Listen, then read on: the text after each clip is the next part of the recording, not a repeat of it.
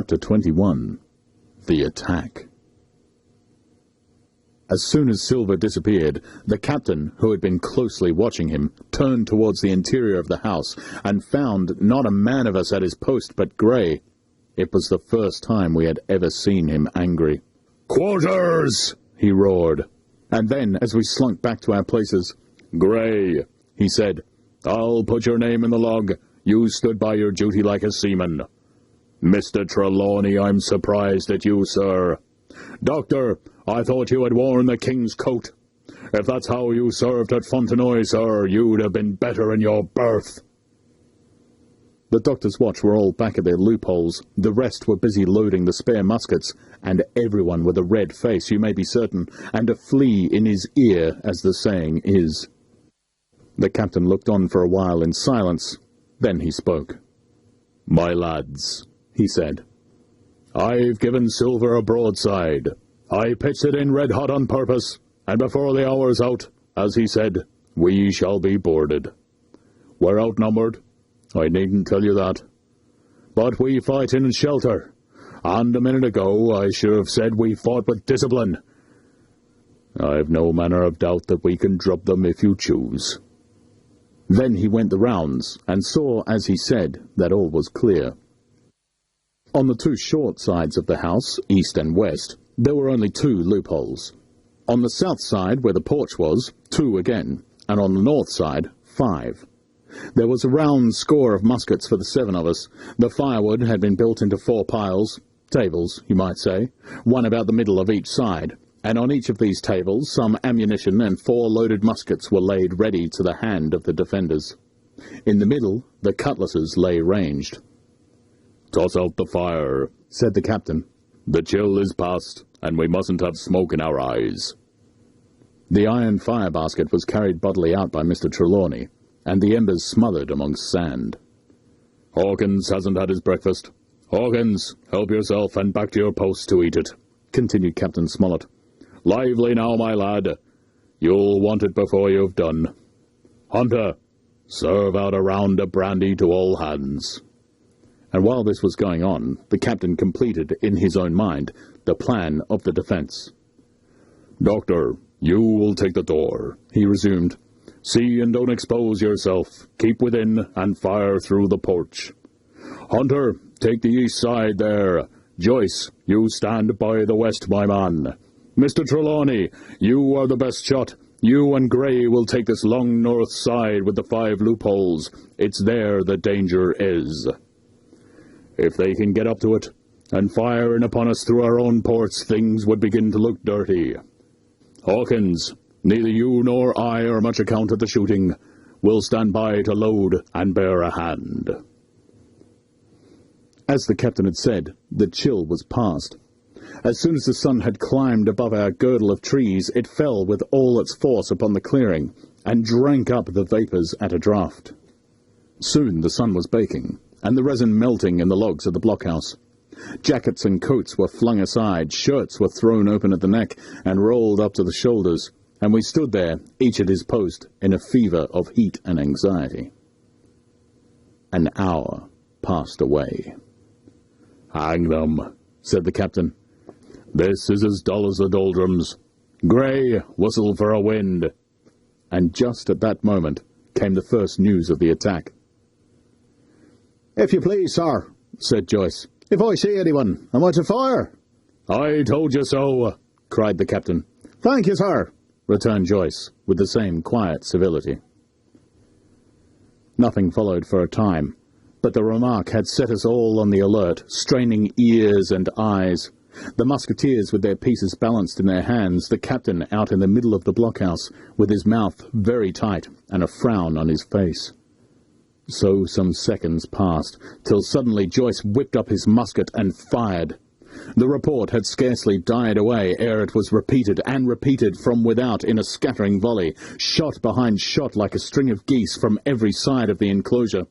Several bullets struck the log-house, but not one entered, and as the smoke cleared away and vanished, the stockade and the woods around it looked as quiet and empty as before. Not a bough moved. Not the gleam of a musket barrel betrayed the presence of our foes. "Did you hit your man?" asked the captain. "No, sir," replied Joyce. "I believe not, sir." "Next best thing to tell the truth," muttered Captain Smollett. "Load his gun, Hawkins. How many should you say there were on your side, Doctor?" "I know precisely," said Dr. Livesey. 3 shots were fired on this side. I saw 3 flashes, 2 close together and 1 further to the west. 3, repeated the captain. "And how many on yours, Mr. Trelawney?" But this was not so easily answered. There had come many from the north, 7 by the squire's computation, 8 or 9 according to Grey. From the east and west only a single shot had been fired. It was plain, therefore, that the attack would be developed from the north, and that on the other 3 sides we were only to be annoyed by a show of hostilities. But Captain Smollett made no change in his arrangements. If the mutineers succeeded in crossing the stockade, he argued, they would take possession of any unprotected loophole and shoot us down like rats in our own stronghold. Nor had we much time left to us for thought. Suddenly, with a loud huzzah, a little cloud of pirates leapt from the woods on the north side and ran straight on the stockade. At the same moment, the fire was once more opened from the woods, and a rifle ball sang through the doorway and knocked the doctor's musket into bits. The boarders swarmed over the fence like monkeys. Squire and Grey fired again and yet again. 3 men fell, 1 forward into the enclosure, 2 back on the outside. But of these, 1 was evidently more frightened than hurt, for he was on his feet again in a crack, and instantly disappeared among the trees. 2 had bit the dust, 1 had fled, 4 had made good their footing inside our defences, while from the shelter of the woods 7 or 8 men, each evidently supplied with several muskets, kept up a hot though useless fire on the log-house.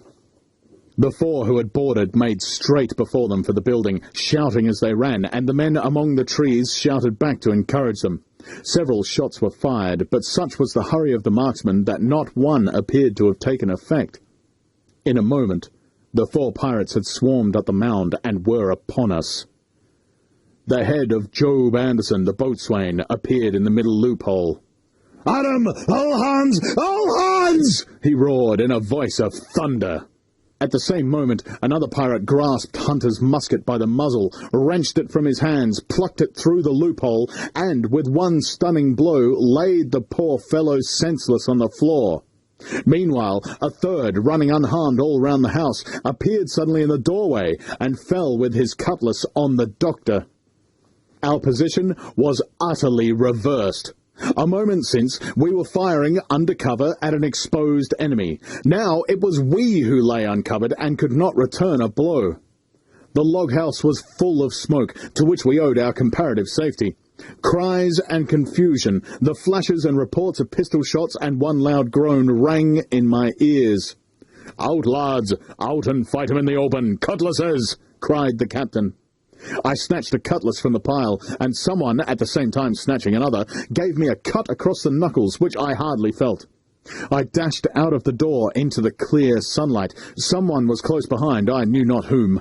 Right in front, the doctor was pursuing his assailant down the hill, and just as my eyes fell upon him, beat down his guard, and sent him sprawling on his back with a great slash across his face.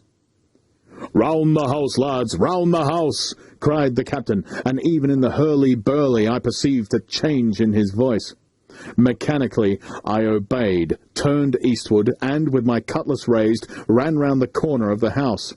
Next moment I was face to face with Anderson. He roared aloud, and his hanger went up above his head, flashing in the sunlight.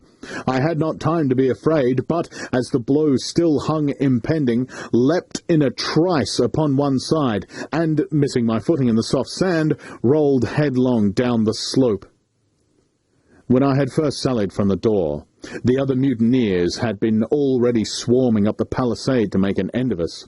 One man, in a red nightcap, with his cutlass in his mouth, had even got upon the top and thrown a leg across. Well, so short had been the interval, that when I found my feet again, all was in the same posture, the fellow with the red nightcap still halfway over, another still just showing his head above the top of the stockade, and yet, in this breath of time, the fight was over, and the victory ours. Grey, following close behind me, had cut down the big boatswain ere he had time to recover from his lost blow. Another had been shot at a loophole in the very act of firing into the house, and now lay in agony, the pistol still smoking in his hand. A third, as I had seen, the doctor had disposed of at a blow. Of the 4 who had scaled the palisade, only one remained unaccounted for, and he, having left his cutlass on the field, was now clambering out again with the fear of death upon him. "Fire! Fire! Fire from the house!" cried the doctor, "and you, lads, back into cover!" But his words were unheeded. No shot was fired, and the last boarder made good his escape, and disappearing with the rest into the wood, in 3 seconds nothing remained of the attacking party but the 5 who had fallen, 4 on the inside, and 1 on the outside of the palisade. The doctor and Grey and I ran full speed for the shelter. The survivors would soon be back where they had left their muskets, and at any moment the fire might recommence. The house was by this time somewhat cleared of smoke, and we saw at a glance the price we had paid for victory. Hunter lay beside his loophole, stunned. Joyce by his, shot through the head, never to move again, while right in the centre the squire was supporting the captain, one as pale as the other. "The captain's wounded," said Mr. Trelawney. "Have they run?" asked Mr. Smollett. "All that could, you may be bound," returned the doctor, "but there's 5 of them will never run again." "5!" cried the captain. "Come, that's better.